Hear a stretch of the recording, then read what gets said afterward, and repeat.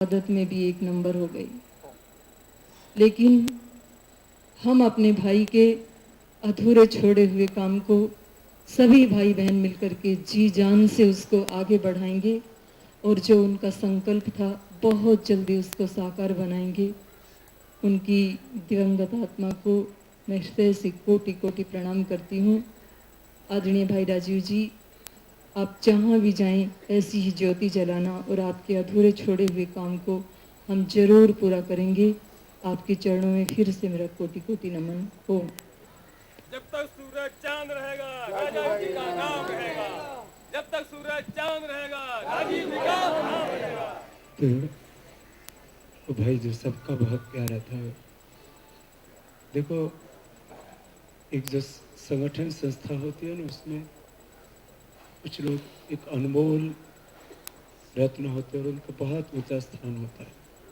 इस पतंजलि योगपीठ के इस बार स्वाभिमान आंदोलन के, जैसे कि मैंने कहा, हमारे मुख्य केंद्रीय प्रभारियों से लेकर के भाई डॉक्टर जयदीप जी, भाई राकेश जी और हमारे मुख्य महिला केंद्रीय प्रभारी बहन सुमन से लेकर के एक करोड़ों कार्यकर्ताओं की एक बहुत बड़ी शक्ति आज भारत स्वाभिमान के साथ जुड़ी। उन सबकी गहरी निष्ठा, गहरा प्रेम, इतना भौतिक रूप से कहीं किसी, अब इतना परिवार किसी का हो ही नहीं सकता करोड़ों लोगों, और इतना एक भी व्यक्ति मैंने नहीं देखा जो उनकी आलोचना करता हो या वो जिससे रत्ती भर भी वैर भाव रखता।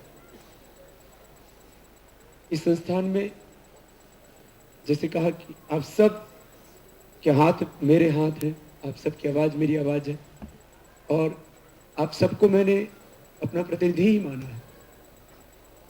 यदि मैं संस्थागत रूप से बात करूं तो स्वामी रामदेव और आचार्य बालकृष्ण जी के बाद इस संस्थान में जो कम समय में उन्होंने अपने तप से, अपने ज्ञान से, अपने समर्पण से, अपने निष्ठा से जो स्थान बनाया, तो आज इस संस्थान के यदि दो स्तंभ आपके बीच में यहाँ बैठे हैं तो हमारे वो तीसरा स्तंभ था।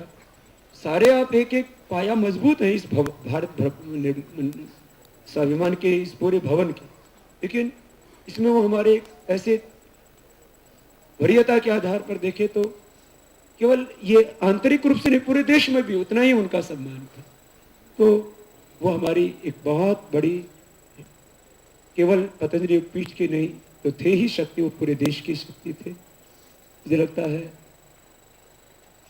आज समय बहुत हो गया है।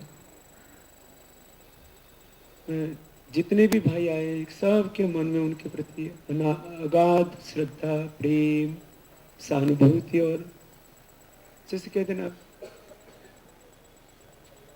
कितने भाई बहनों ने मुझसे कहा बाबू जी हम तो अनाथ से हो गए। ऐसे सबके हृदयों में अलग अलग तरह के भाव हैं कि वो विचार, वो शक्ति हमको कहाँ से मिलेगी। इतनी प्रेरणा के स्रोत थे वो। आज सभी भारत के तहसील, जिला, इन प्रदेश मुख्यालयों पर शोक सभा का आयोजन रखा है और 3 बजे शाम को, और फिर उनके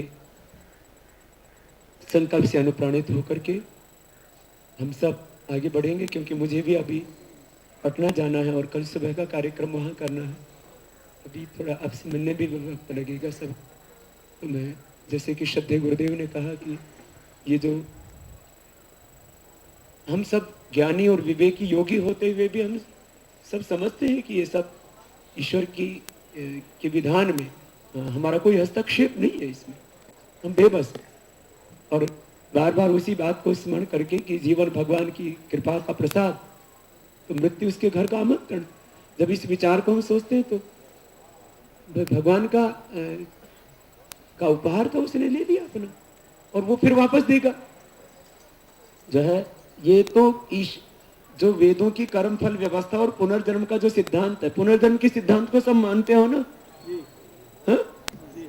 माता जी आप भी पुनर्जन्म के पिताजी सिद्धांत को मानते हो ना? तो फिर जन्म लेके आएंगे अपने बीच अपने भाई। हाँ? देखो अब ये बात कही तो पिताजी हंस पड़े हैं। ये बातें हैं, ये विचार है जो हमें सुख देते हैं कि तुम हमारा जो बड़ा भैया था ना वो छोटा भैया होकर के आएगा राजीव भैया। तो अब मैं समझता हूं कि बहन लता जो है कहां पर है,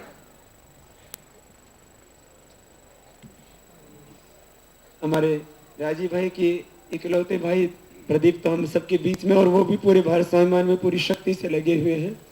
बहन लता को भी हमारा प्रणाम है, और उसको भी, क्योंकि वो उससे बहुत प्यार करता था, क्योंकि मैं उसको जानता हूँ तो कई वर्षों से कि वो जो है बहन को, और अब सब भाई बहन, हमारी बहुत सी विदुषी बहनें, चोटीपुरा से बहन सुमेधा सुकामा में देख रहा था अपने गुरुकुल की बच्चियों के साथ, वहां से रात को ही चलती के लिए भी। लेकिन बहन लता और हमारे भाई साहब, क्योंकि कभी दर्शन नहीं किए तो इतना प्यार करते थे, बहन लता को भी हमारा। और अब लता आज तेरा एक भैया नहीं है ना, सब भैया तेरे भैया है। तो हम इसलिए कि सबका ये, अब क्योंकि कुछ वहाँ हम बेबस हैं, लेकिन हम सबके संकल्प एक है, हम सबकी राह एक है, हम सबका ध्येय एक है, और हम सब मिल करके, मुझे लोग बोले बाबा जी आप घबराना मत, हम आपकी ताकत है। एक भाई राजीव गए हैं तो हम लाखों करोड़ों भाई हम खड़े हो जाएंगे, एक राजीव भाई के हम 1 लाख तो पूर्ति कर देंगे ना। तो आप अभी मत सोचना कि राजीव भाई हमारे बीच में नहीं है, हम एक नहीं तो हम 1 करोड़ युवा आपके साथ में खड़े होंगे, और राजीव भाई का अभाव इस यज्ञ में हम महसूस नहीं होने देंगे। आप सबकी इतनी शक्ति है। मैं अंतिम बात कहता हुआ फिर शांति पाठ करना चाहूंगा। देखो, मुझे राजीव भाई जैसे सिद्धांत की अडिग, मर सकते हैं मिट सकते हैं, लेकिन सिद्धांत के साथ समझौता नहीं कर सकते, एक बात। और दूसरी, गुरु की आज्ञा को अंतिम मान करके संगठन में चला जाता। कुछ हमारे भाइयों को प्रसिद्धि मिल जाती है ना, जब वो गुरु के साथ जुड़ गए, संगठन के साथ जुड़ गए, तो 1000, 2000, 5, 10,000 लोग उनको जानने लग जाते हैं, सोचते हैं हम तो शंकराचार्य बन गए। शंकराचार्यों की मेरी बात होती थी, हमारे जो है अपने आपके साथ भी गौशाला में कई बार लगे रहते हैं ना गुरु जी, माधवाश्रम जी महाराज, और पूरी अपने माधवाश्रम जी के साथ साथ जो अपने दक्षिण में, साउथ में जो महाराज जी हैं, जय पूज्य श्रद्धे जयेंद्र सरस्वती जी, वो बोलते थे हम राजीव भाई के प्रवचन हम सुनते हैं, ये आदमी आप कहां से लेकर के आए? मैंने कहा आदमी भगवान ने हमको दिया है, इतना उनसे प्यार करते। राजीव भाई को कितना सम्मान दिया हमने, हमारे बराबर का सम्मान देते थे, बराबर का सम्मान देते थे, लेकिन कभी उन्होंने अहंकार कि ये जो करोड़ों की मेरे प्रति आस्था है, ये जो है इसमें ये भगवान का वरदान है, ये गुरु का वरदान है, इसमें मेरा कोई योगदान नहीं है। तो जो आज उनको करोड़ों लोग उनके प्रति प्रेम करने लगे थे, लेकिन उनके भीतर कभी यह भाव नहीं आया कि जो है मैं बहुत बड़ा हो गया।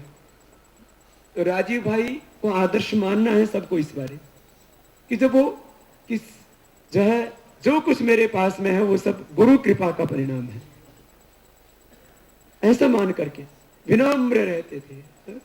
ये सारा श्रेय गुरु को देते, गुरु को, भगवान को, धर्म को, सत्य को, देश को केंद्र में रख करके जो जीता है ना, उसमें अहंकार आता ही नहीं कि जो कुछ मेरे पास है वो भगवान का, माता पिता का, गुरुओं का, समाज का दिया हुआ है, मैं तो निमित्त मात्र हूं।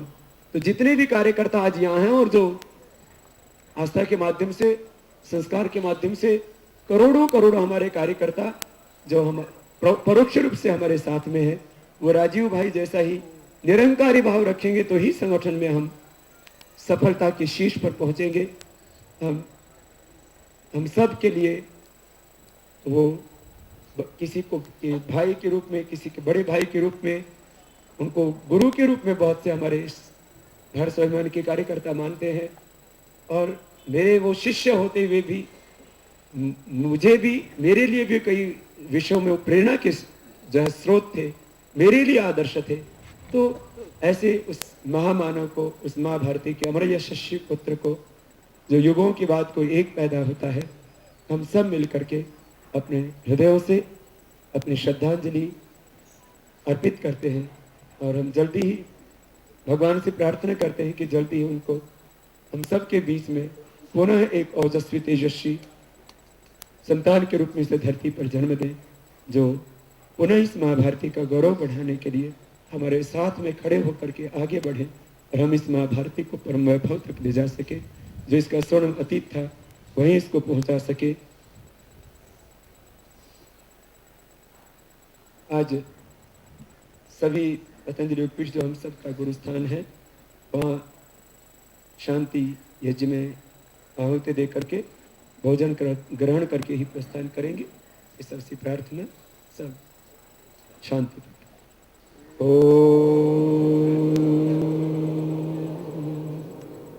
द्यौः शान्तिरन्तरिक्षं शान्तिः पृथिवी शान्तिरापः शान्तिरोषधयः शान्तिः वनस्पतयः शान्तिर्विश्वे देवाः शान्तिर्ब्रह्म शान्तिः सर्वं शान्तिः शान्तिरेव शान्तिः सामा शान्तिरेधि। ॐ शान्ति शान्ति शान्तिः। ॐ